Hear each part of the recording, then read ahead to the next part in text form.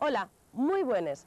Encontrámonos na senda verde los valles del Trubia, también llamada la Ruta del Oso, que es un de los ejemplos más nítidos de recuperación del patrimonio histórico industrial para su utilización como recurso económico del presente.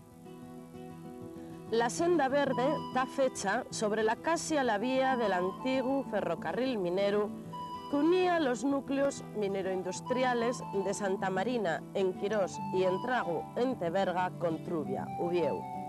Los ramales de Quirós y Teberga confluyen en Caranga de Abaixo, Proaza. Tiene una longura de 40 kilómetros 300 metros y forma de Y invertida. La anchura media del trazado varía entre 2,5 y 3 metros. Cuando falamos de ferrocarril minero, distínguense dos tipos, los de servicio general y los de uso particular. Dentro los primeros, de cálter público, considérase ferrocarril minero a todo aquel que tiene como razón de ser el tráfico minero, aunque también transporten mercancías generales e incluso viajeros. El material y el ancho métrico la vía y lo mismo que lo de cualquier otro, pero adaptado para el tránsito de las minas y las factorías. La gestión faenla empresas autónomas.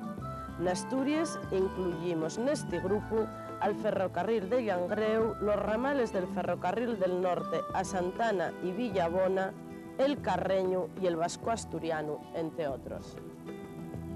Sin embargo, el término ferrocarril minero emplégase normalmente para las líneas de servicio particular propiedad de las empresas mineras que les usen en exclusiva para el tráfico de mineral, materiales y personas relacionado con la explotación minera o industrial. Dentro de estos cabe distinguir líneas de interior y bocamina, líneas de exterior y apeaderos. L'ancho la vía suele ser inferior al metro. Güey, al contrario que en el interior la mina, la red de ferrocarriles mineros de exterior desapareció de fecho, sustituida por camiones y cintas transportadores. Sin embargo, durante el siglo XIX, la zona central de Asturias conoció la red de ferrocarriles mineros e industriales más tupida y heterogénea de España. Las dos redes más importantes fueron las que tenían las dos principales siderurgias asturianas hasta que se montó en Sidesa, Fábrica de Mieres y Duro Felguera. Pero casi que todas las empresas de alguna importancia empleaban uno para el servicio de sus explotaciones y aparte existían, como ya dijimos, numerosos ramales de las compañías ferroviarias públicas. Los tipos y anchos de vía fueron muy extremados, igual que las máquinas. Inicialmente, todos los trenes mineros eran arrastrados por caballerías o por los propios mineros. Y en 1879 cuando, por primera vez en España, una línea de tipo minero, la Nicolasa de Fábrica Mieres, emplea una locomotora de vapor que luego serían muy numerosas en la región y famosas por la variedad de los sus orígenes.